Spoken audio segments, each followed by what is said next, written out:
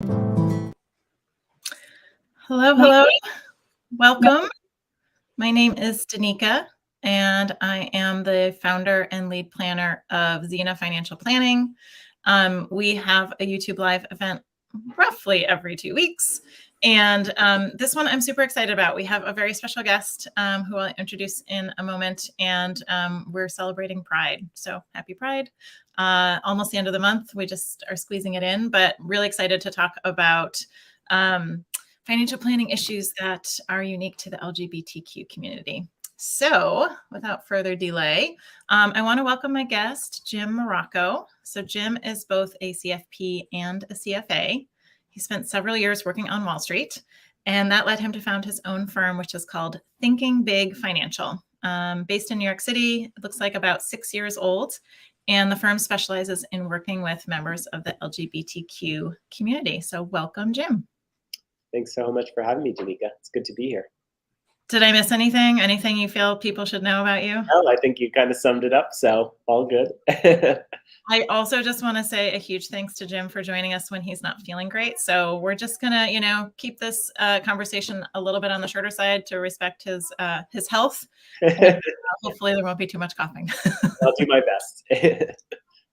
So I think what I would like to do first, well, we mentioned, that this is Pride Month. And I think one of my goals is to actually just celebrate the uniqueness of the community and really just, rather than talking about how hard it is to financial plan for people in this community, to really just celebrate the resiliency is one of the things you talked about. And so I just want to acknowledge that right at the outset, that we're here to kind of celebrate and lift up the community. Yeah, I love that. And, to add my 2 cents, I think just the process of coming out whatever identity you have within the community, just the act of doing that is really just kind of an exercise in building resilience in your own life. And so it is just something to celebrate and for all of us. So. Mm-hmm. So what I would love for us to just sort of take a step back and say, I have some ideas, obviously, I'm sure you do too. Mm-hmm. Why is planning for members of the LGBTQ community, why is that different? What makes the community unique in terms of, their financial considerations? Marriage equality has passed, how are people in the LGBTQ community really different? Yeah. Yeah, I think you make an excellent point. I think historically, when we've talked about financial planning for the LGBTQ community, it's tended to be really focused on marriage equality and the legalities of not having that legal right. But really, it's so much broader than that, right? There's so many different identities within the LGBTQ community. And I think that one of the most important parts of the planning itself is just the idea that there is an openness and an embracing of the authentic people that we're working with, right? And so we're dealing with a very intimate topic, which is money. Whether you're, in the community or not, that's a very, very intimate subject, right? And so combine that with the fact that within an identity that may not necessarily align with who you're working with and as an advisor, I think first and foremost, it's an important to make sure that the planning itself or the advisor himself is welcoming to who you are, right? So I think that's kind of the first part of it. And I think secondarily, as I had sort of alluded to, there is such a breadth of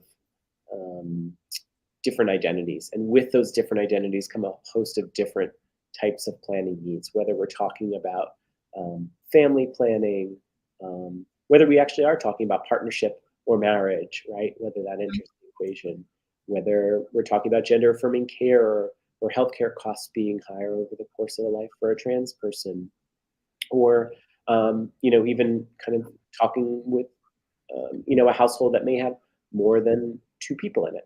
Maybe there's a triad, right? And so there's really just kind of a spectrum of different needs. And I think it's important just to have that openness and curiosity about who you're working with from the advisor's point of view, to really be welcoming, especially when you're talking about this really intimate subject of money.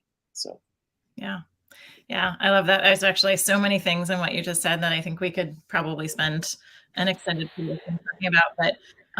But I love the idea that, really being able to show up as who you are and be treated as a, a whole human being, Mhm. and, not being reduced to your relationship status or your gender or anything like that, but really being able to share that aspect of yourself, as well as you said, like some very intimate, personal things that go along with, sharing about money and finances and things like that.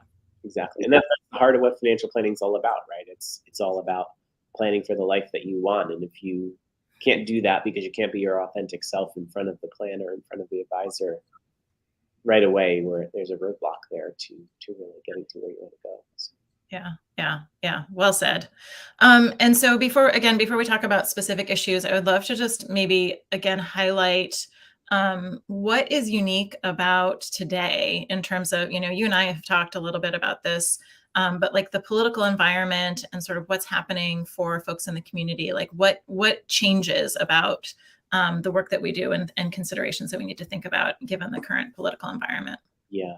Yeah, I mean, I think the current political environment, it is no secret that the community is under attack, really across the country, right? I mean, I think I'm going to get the number wrong, but something along the lines of 300 to 400 or more bills have been introduced at the state legislature level, really attacking the trans community specifically. Mhm. And I think of that, maybe 75 or so have passed. Um, and it speaks more to the environment that we're dealing, where the community is being used once again as sort of a political lightning rod.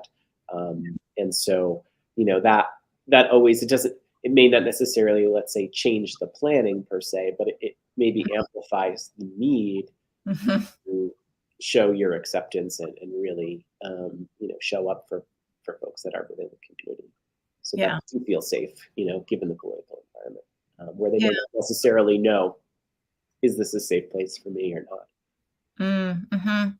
Yeah, and I think that's just speaks to sort of a heightened level of anxiety across the board of like, okay, at this point, it seems like most of the legislation is focused on the trans community.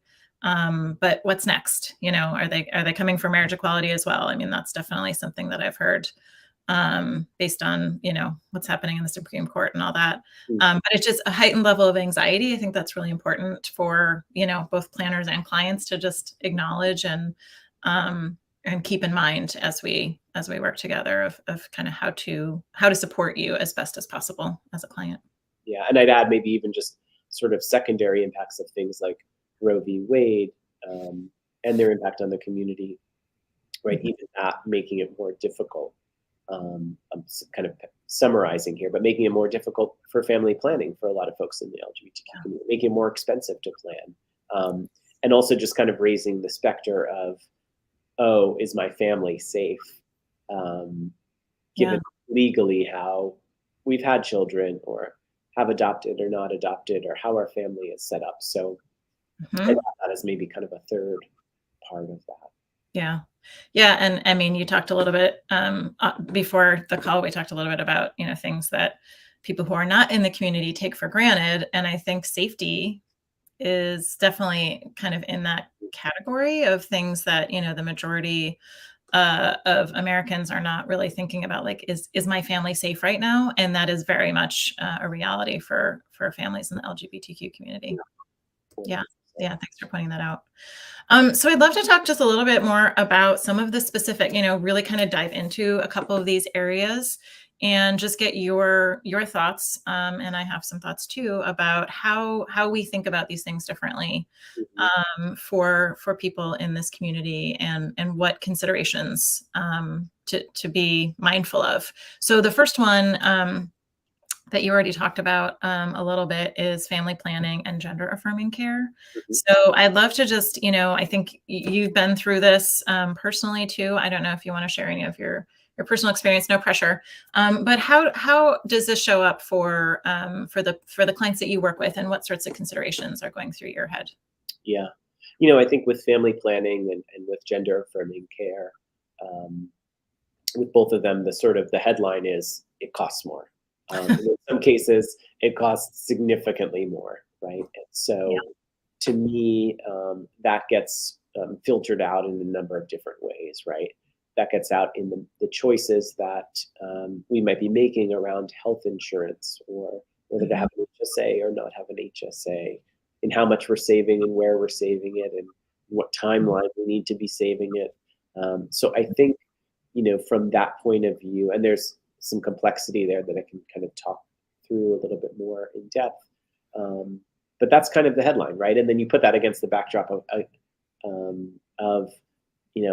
it may not always be the case, but it may be more likely that someone in the LGBTQ community may come from a background where they have struggled financially, or they've just had to deal with more financial hardship than the Yeah. sort of, kind of typical person in the U.S.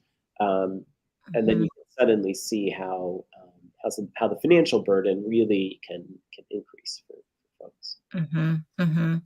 Yeah, so I think across the board, whether you're planning to have family or not, but if there is sort of any gender affirming care that you need, that could be a one-time thing like a surgery cost that you need to prepare for, but it could also mean like additional hormones that you're taking long term, and so you need to factor in like just a budget for that. Yeah. Um, and then on the Or family, yeah. cosmetic work also that you'd like to do, right? And what the kind of ongoing cost of that might be over the course of your life. Yeah. Mhm. Mhm. And then for those that do wanna have a family, we've, identified a couple of the things, but that might mean adoption, fertility treatments, assisted reproductive technology. Is that the am I getting the phrase right? Yeah. Yeah. So I think it really depends, right? So on the family, I think, well, to go back to the gender affirming care first, I think, right, their insurance choice might be the most consequential decision, right? Because it may be Mm, covered, it may not be covered, it may depend on what state you're in or not.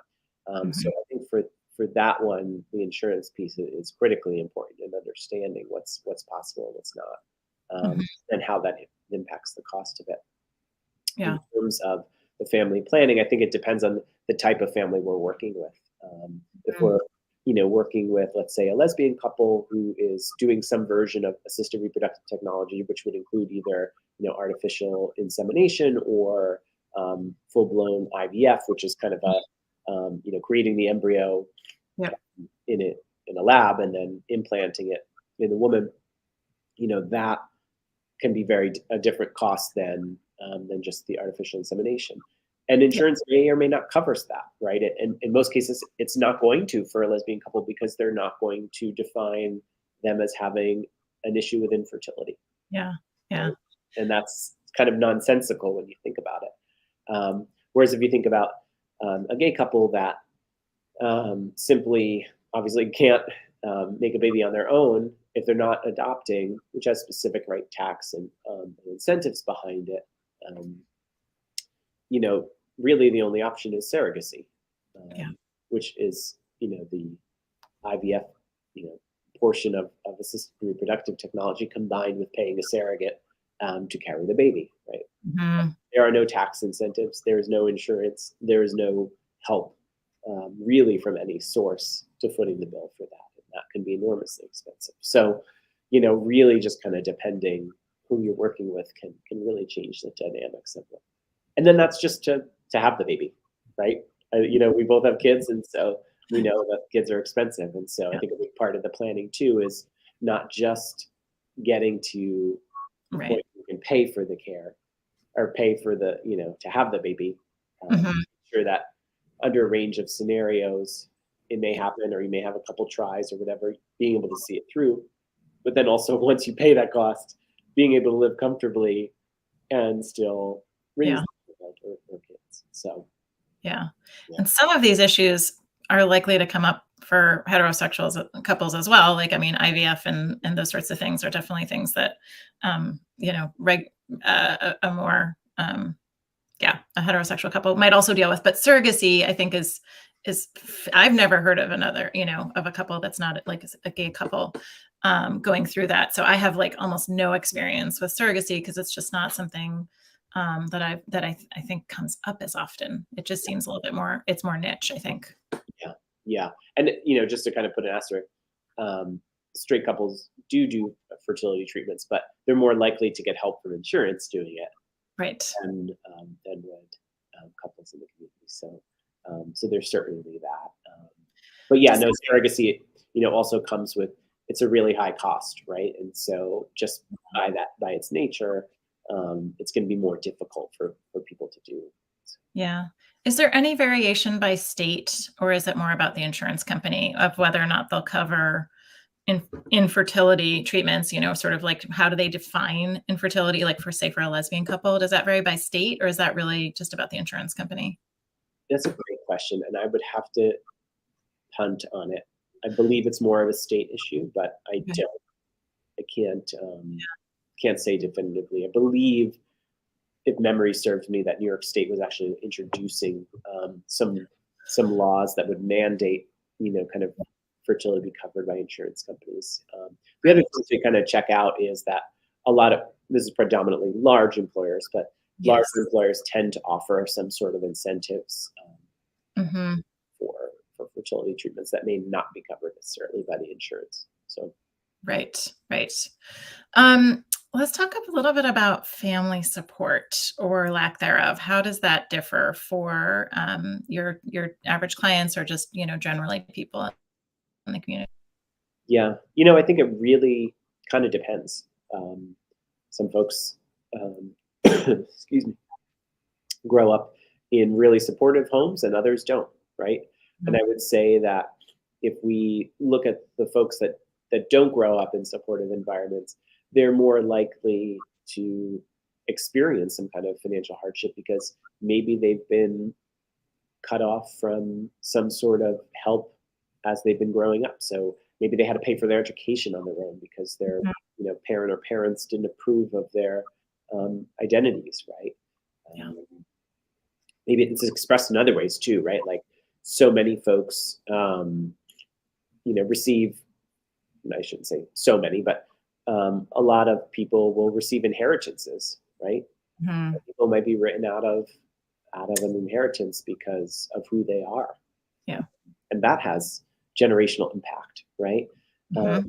and so, I think those can be a couple ways. I think another way in which a lack of support, a supportive environment, can be expressed in terms of the finances is the need to move away, right? Like think about how devastating that could be if you're starting out, 18 or 20 or 21 or something, and you have to kind of find your way. Um, Yeah. it's going to be hard versus having the support of an education paid for, or largely paid for, or a Right. hope to kind of come back to. Right. Those have that has ripple impacts, not just emotionally and for the person, obviously. In many ways, that's more severe, but financially, right? Like these are all Yeah. really things that will Yeah. Yeah. have Or long life. childcare. I mean, a lot of people live near a grandparent or something that can help with childcare. And, if you've had to move away, you've had to live, we've talked a little bit about, having to live in an urban environment that's a little bit more accepting. If you grew up in like a, rural Kansas or something, you might have to flee to a big city to find a place where you feel safe. And, that just not only is there higher cost of living, but you might not be near a family that might otherwise be able to, look after kids or do those sorts of things. Exactly. Exactly. Yeah, there's so many pieces to that, I think, but yeah, I mean, it certainly can have pretty significant impacts, and it does, I can see, really ripple out into a lot of different areas. Yeah. Yeah. Yeah. And I think it really, when you kind of zoom out, right? And often we're caught up in the day to day of what's coming in the door, what's going out the door. But when you think about the long term impacts of what some of those things could do, right? It just only amplifies the fact that. Mhm, mhm. So, one of the things that you brought up to me, and I'd love to hear a little bit more about this, is just sort of the need to have a bigger savings account, a bigger cushion, just sort of all that planning around how much to keep in savings. That as financial planners, we do with our clients all the time. But why is that a bigger concern for someone who's in the LGBTQ community, and how do you counsel your clients? Yeah. I think, and I'm generalizing here because this certainly wouldn't be the case for everybody, but Mhm. I think for all the reasons that we've spoken about, right, are all the reasons why the saving is even more important. So whether that might be a lifetime of increased healthcare costs, wanting to save and have that set aside. And again, there's always limits, right? And there's always this give and take that you have to deal with because there aren't unlimited resources. But it gives you flexibility, right? And no matter Mhm. what your income level is, always kind of striving to save even just a little bit of what your income is, even if it feels really difficult, is going to give you just kind of an added cushion. Um, whether that's because of healthcare costs or because of family planning or because you're just behind on savings because of what's Mhm. happened, right? Like whatever the case is, Mhm. um, Mhm. I think it's kind of even more important. And some would say the opposite, right? Some would say, well, let's say, you're a single gay guy and you don't have kids and you don't plan on having kids and you don't plan on being partnered, then you don't need that. And that may be the case too, right? But you want to understand there's also, that's also a kind of could be a limited, snapshot too, because Yeah. uh, you might need to take care of yourself um, Later on, right. on your own and not have the same necessarily family support that another Yeah. household might have, right? So that's another reason that you might need some additional savings. So whatever Mhm. it is, to me, it gets from a financial point of view, gets expressed as like, oh, well, we probably need to save a little bit more than what Mhm. Mhm. you know is needed. Yeah. I mean, I think that the very first thing you said was something about flexibility, and I think that's ultimately what we're doing with all clients, right? Is by having some sort of cash cushion that gives you flexibility to, leave a job that you're miserable in or something, any number of things. But one of the things that we were talking about specifically before the actual live was, in light of the political environment, like maybe needing to move, maybe needing to leave a state that, has some pretty is moving in the wrong direction, I guess, basically in terms of the legislation that's going through and all that. So just having that flexibility of like, oh my gosh, the state I live in just passed these really terrifying laws. Like, I think I might need to move. So having sort of that extra cash available gives you that freedom to move if you need to. Exactly. And just that just the fact that we're having this conversation, just like the awareness that of dealing with that uncertainty is what financial planning is all about. And so that Hmm. uncertainty is kind of only magnified in some ways here. So Yeah. Yeah. I'd love to spend at least a couple minutes. I know we don't have a ton of time left, but at least a couple minutes thinking about estate planning considerations. And we did get a question ahead of time about, now that marriage equality is a thing, and which is awesome. Like, what is different from an estate planning perspective? What should we be thinking about for people that are in the community, and what should be top of mind? yeah. Well, I think if you're legally married to your partner, um, there may not be a whole lot that's different.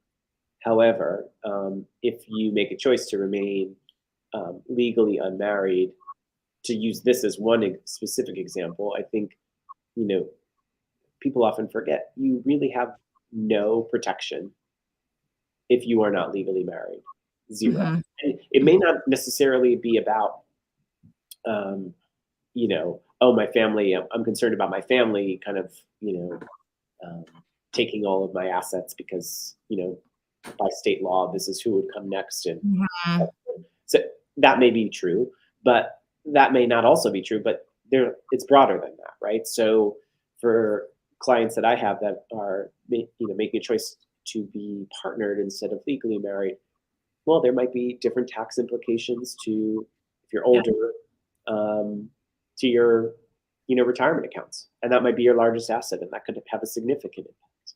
There might Mm. be a pension, or there might be social security benefits that you want to think about. So it's really broader than just having the documents in place. And whatever you decide, it doesn't really matter. Just make sure that there is a plan and that you're aware of the pros and cons of that plan.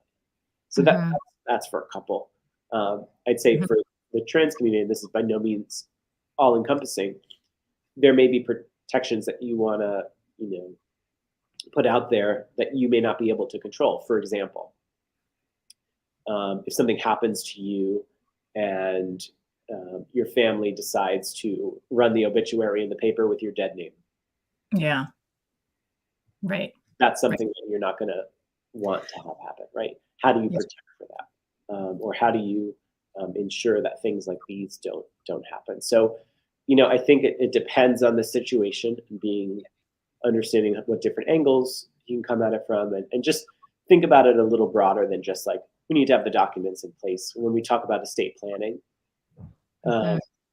uh, sometimes I think we're narrowly thinking about it in terms of that.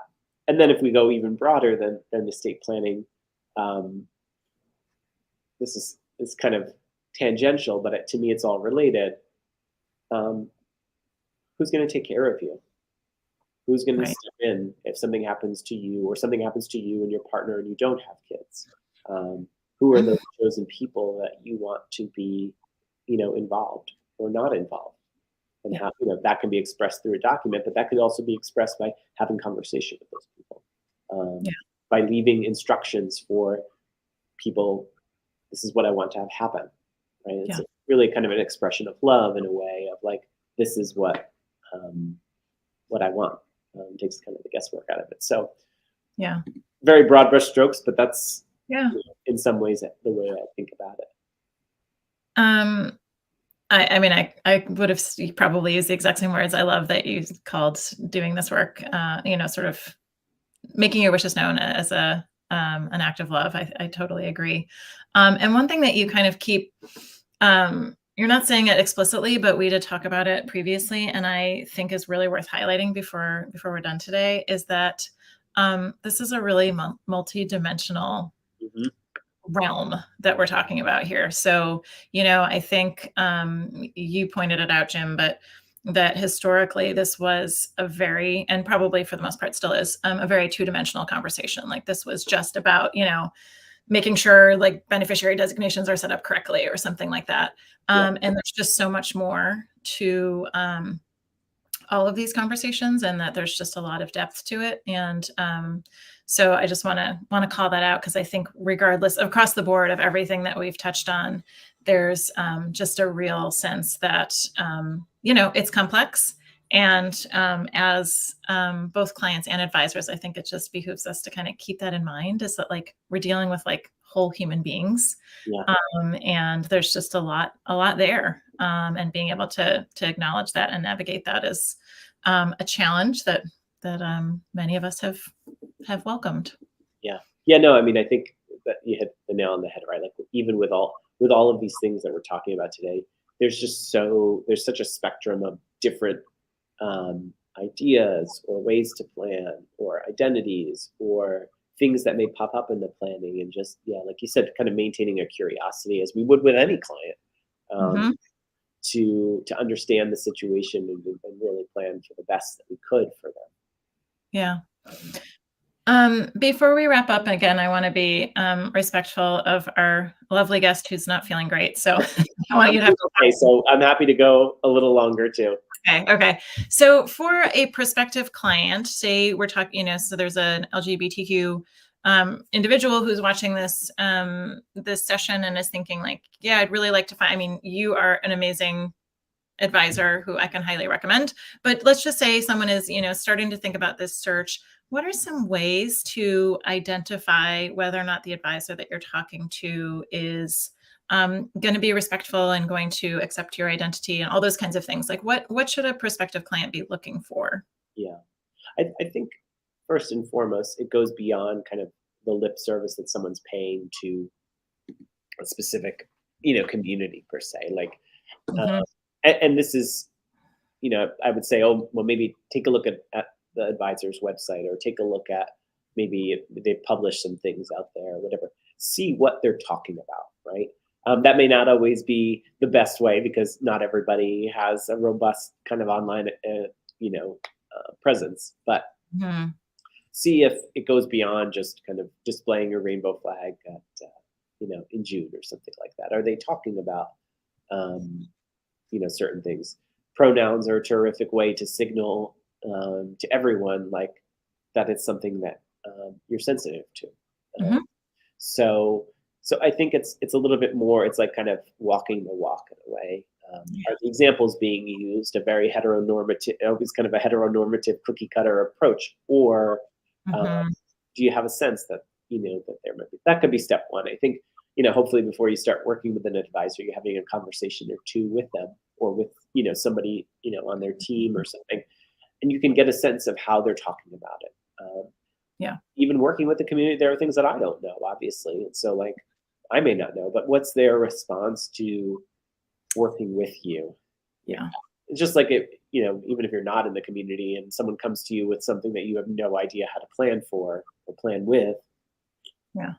is there a sense of like curiosity about it, or just saying like, oh, I'm not the best, whatever it is, however that response is. I think that's a big signaling mechanism too, in terms of Yeah. to me, those would be kind of the biggest. Obviously, you never know until you start working. Um, Mhm. yeah, Yeah, I think that sense of curiosity is just a great signal in general that someone is worth working with. That they're curious about you and want to know enough about you to serve you well. And if they're not asking questions that get to know you, like it might be a bad sign in general. But you talked about pronouns. I think that's an awesome one.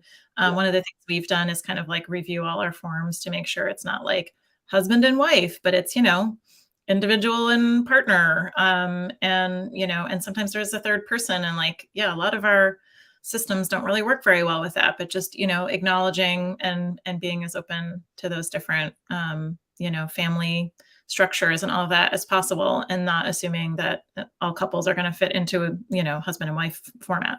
exactly. And I'd say the last thing on that point is just that another. I'm kind of preaching to the choir here, but when you're looking for a financial planner or financial advisor, make sure, unless you're looking specifically for someone that only does investment work or investment management, um, then that's going to be naturally Yeah.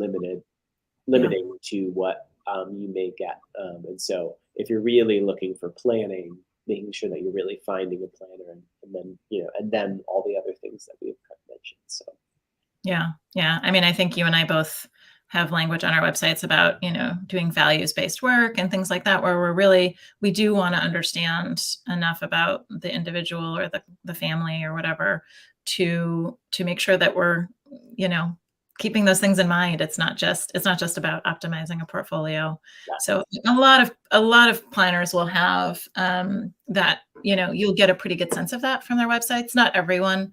There are some websites that are, pretty limited or pretty generic. Mhm.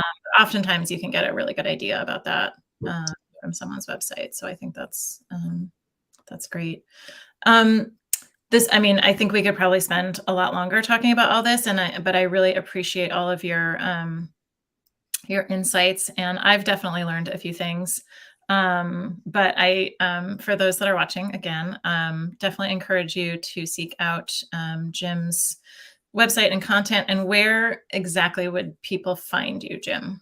No, thank you, Janika, and thanks for like having a forum to talk about all this, because I think that's such a big part of spreading the word. So, but yeah, if anybody wants to find me, they can. Our website is thinkingbigfinancial.com, or they can email me directly at jim@thinkingbigfinancial.com. Either way will lead to us. So, but yeah, And thank you've been doing some really interesting work around serving the trans community, which I think is fantastic. So I think, are there some resources on your website about that you. specifically? Yes, we just launched, separate from our typical service offering, a limited time program specifically about building financial resilience, and specifically for the trans community. There's a couple criteria in order to qualify for it. But yeah, anyone that is interested, I would love to spread the word about it. All the information is on our website, and so you can get Yeah. it there, and maybe we can put the link in the notes to that That's- program or something. yeah. No, we definitely will. And you do work with clients all over the US, correct? They don't have to be in New York. Yeah. Yeah, yeah. Okay. Fantastic. Again, I so appreciate your willingness to have a conversation, even when you're not feeling well, and also just your wisdom. So, and I'm grateful for people like you that are doing this work, and serving the community explicitly. Like there's something about saying, hey, this is what we do, not just being welcoming. So, which is also good, but I really appreciate how direct you are about, what you're trying to do with your services and who you're serving. Well, I'm grateful to be here, and so appreciative of you giving us the space to talk a little bit more about all of this. And yeah, this is great. Awesome. Well, happy Pride. I hope you feel better. We'll let you get out of here. Thanks. And for everyone Pride, else, see you in 2 weeks. Okay. Bye. Bye bye.